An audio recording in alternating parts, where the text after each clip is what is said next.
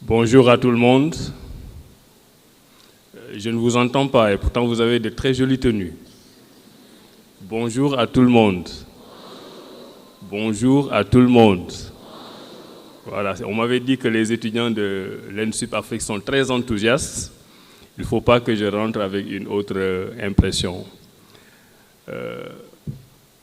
Je dirais bonjour aux ambassadeurs et aux corps constitués représentés ici cet après-midi.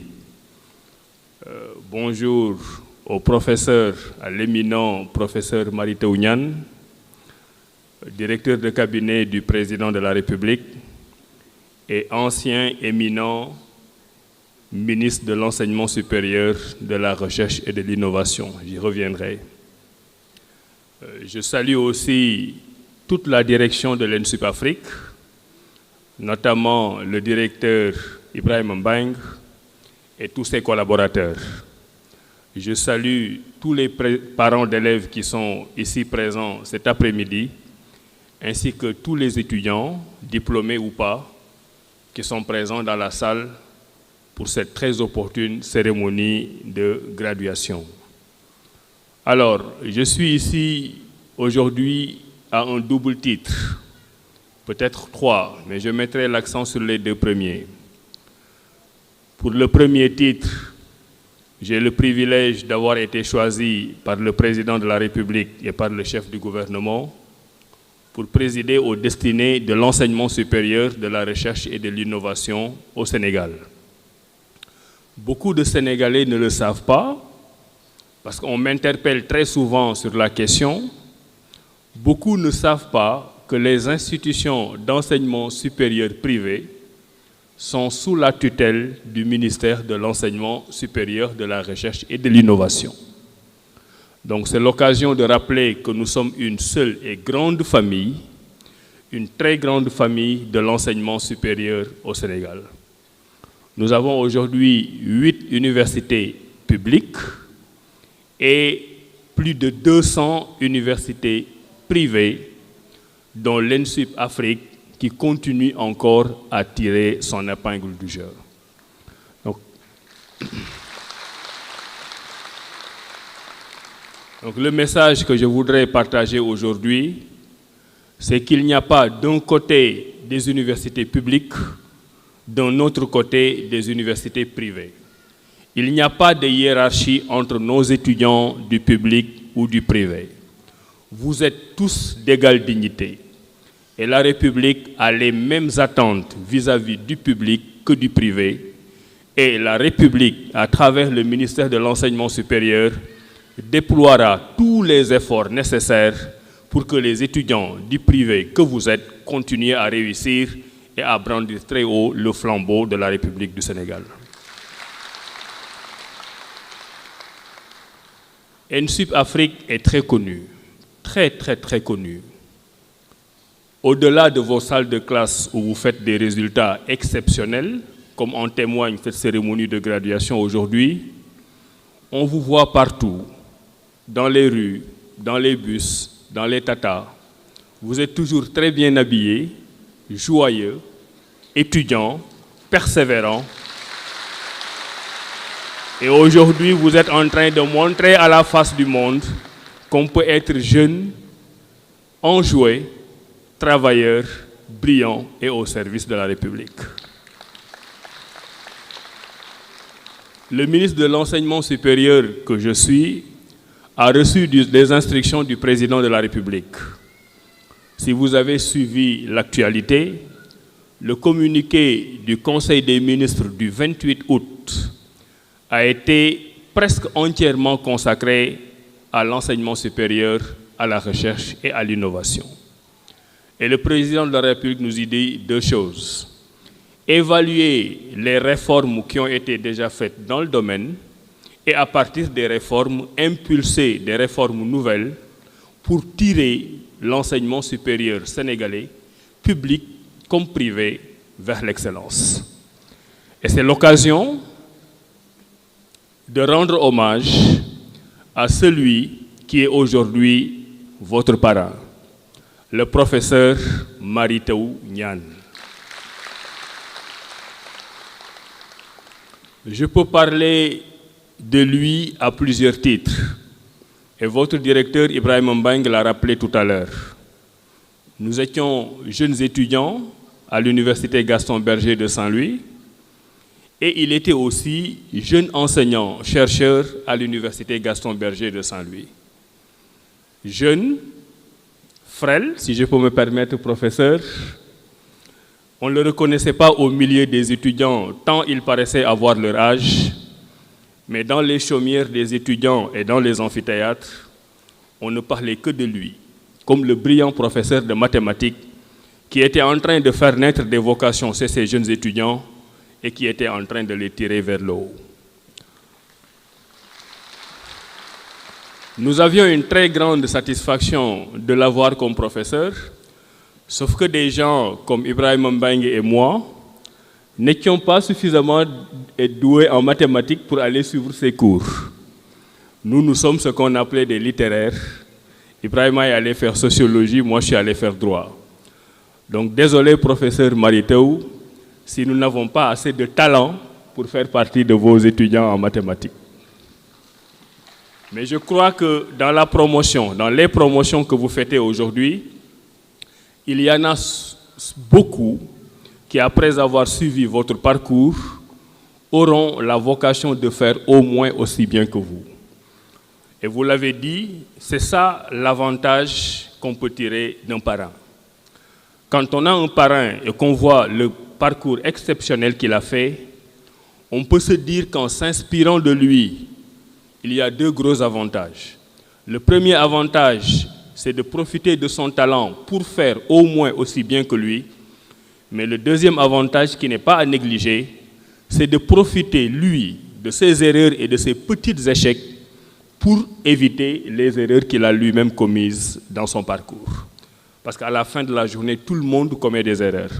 Et si on a l'intelligence, la lucidité d'avoir des parrains et des mentors, le chemin peut être encore plus court parce qu'on bénéficie, on capitalise sur les échecs et les erreurs des autres pour faire mieux que le parent. Donc inspirez-vous de lui et faites au moins aussi bien que lui. Et le message que je voudrais faire passer par rapport à cela, c'est que Mary Teuw Niane est un brillant scientifique, mais le pays est aujourd'hui dirigé par le président Bassirou Diomaye Faye, qui était un brillant littéraire et un brillant juriste, par le premier ministre Ousmane Sonko, qui était un brillant juriste, et par le ministre de l'Enseignement supérieur, qui est aussi un juriste. Alors, c'est une façon de vous dire que le monde a beaucoup évolué et que être en série scientifique ou en série littéraire, faire droit aux mathématiques ou informatique ne préjuge en rien du leader que vous deviendrez demain. C'est extrêmement important. Nous sommes un gouvernement qui travaillons beaucoup à la promotion des séries scientifiques parce que nous y sommes en déficit. Mais cela ne signifie pas que ceux qui ne sont pas en séries scientifiques sont moins méritants que les autres. Que vous soyez en droit, en communication, en économie, en audiovisuel ou dans toute autre filière, sachez que vous avez par devers vous les éléments qui vous permettront d'être le leader de demain. Et je vous y encourage. Donc voilà les mots que je voulais prononcer en tant que ministre de l'Enseignement supérieur. Maintenant, j'enlève cette tenue et je mets la tenue qui explique ma présence ici au deuxième titre de mon discours. Je suis venu parce que Ibrahima Mbengue l'a demandé au ministre de l'Enseignement supérieur, mais parce que Mbengue l'a demandé à As Diouf, qui est son ami de 34 ans maintenant. Oui, Ibrahima Mbengue est mon ami et j'assume cette amitié. Je vous l'ai dit tout à l'heure, quand on se connaissait en 1990 avec l'ouverture de l'université Gaston Berger de Saint-Louis, je pense que ceux qui sont diplômés aujourd'hui n'étaient pas encore nés. Donc c'est une vieille amitié, plus vieille que vous tous, et nous avons naturellement des bacs et des masters qui sont plus vieux que vous tous. Et j'espère que nous sommes encore en bonne santé pour vous guider. Je voudrais vous demander de prendre aussi exemple sur lui. J'aurais pu dire beaucoup de choses si le temps le permettait. Il a été très tôt contributeur, et ça je m'en rappelle toujours, dans les journaux, dans la presse écrite du Sénégal à l'époque. Vous savez, aujourd'hui, quand quelqu'un a une idée, veut écrire un article, il peut publier sur sa page Facebook. Mais à l'époque, pour publier à Sud Quotidien, par exemple, il fallait avoir un esprit fécond, des idées particulièrement bien ordonnées, pour que la rédaction de ces journaux puisse vous accepter de vous faire publier sous forme de contribution. Et jeune étudiant à l'époque, il avait cette vivacité d'esprit qui lui permettait de pondre des idées innovantes qui pouvaient, à l'époque, déjà nous faire participer dans des débats démocratiques.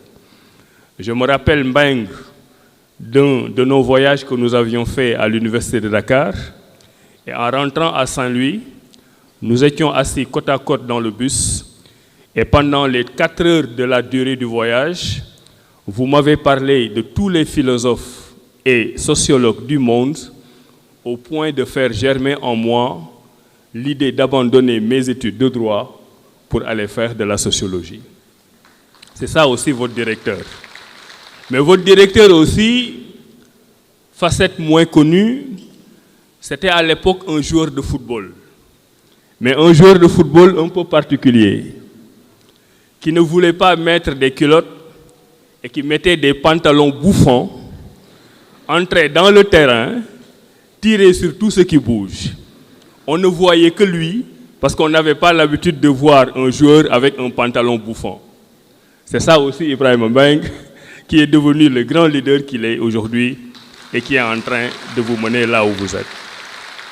J'aurais pu encore en dire beaucoup plus. Le message par rapport à lui, c'est que l'amitié peut être plus grande, plus féconde que la fraternité. Les meilleurs moments de votre vie, et qu'à chaque fois que je le dis, les étudiants ne comprennent pas, ce sont les moments que vous vivez à l'université. Mais vous ne pouvez pas le savoir, parce que vous avez des problèmes de transport, des fois vous avez des problèmes avec les professeurs, vous avez des problèmes de jeunes adultes. Mais les moments que vous vivez ensemble, les amitiés que vous tissez entre vous, préjugent d'un avenir exceptionnel. Si je reprends notre exemple à nous deux, notre université, notre alma mater, comme on disait à l'époque, nous a tout donné. Je crois pouvoir dire, Ibrahima, que vous avez choisi votre épouse là où nous étions au campus. Donc c'est un couple de jeunes étudiants qui étaient étudiants, qui se sont connus, qui se sont aimés, qui ont formé un couple et qui ont aujourd'hui une famille. Ben, c'est la même chose aussi pour moi. J'ai pris mon épouse à l'université de Saint-Louis, là où j'étais étudiant, et on a fondé une famille. Donc je suis sûr qu'au niveau de l'ENSUP, vous avez des couples naissants, et que dans 20 ans, on va se retrouver pour parler de cette histoire. Et c'est ça la valeur de l'amitié. Je voudrais terminer pour vous dire que le message du président de la République, Bassirou Diomaye Diakhar Faye, et du Premier ministre Ousmane Sonko est que vous devez continuer à croire en vous-même.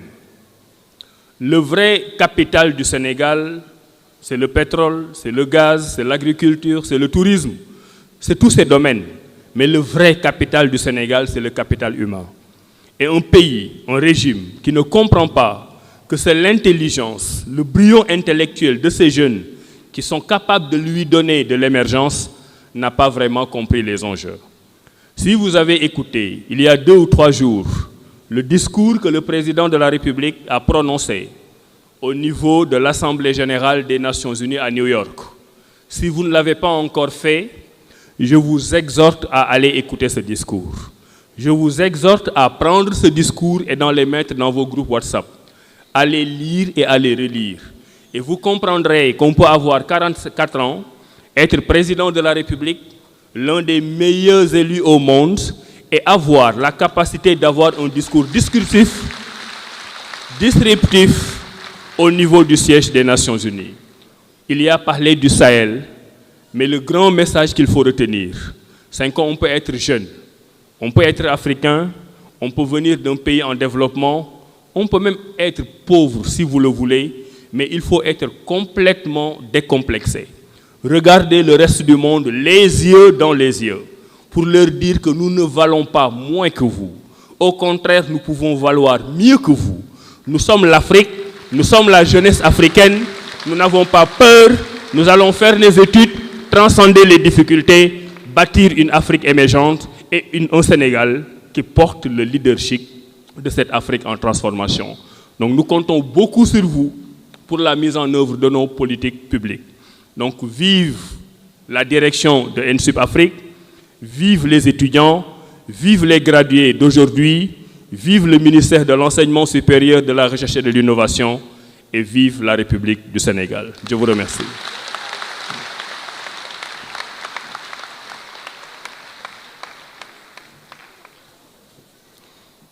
Merci infiniment, Dr Abdourahmane Diouf, ministre de l'Enseignement supérieur, de la Recherche et de l'Innovation. Merci pour ce cours magistral autour des valeurs cardinales telles que la fraternité, l'amitié et la confiance en soi. Merci de l'applaudir encore très très fort, s'il vous plaît.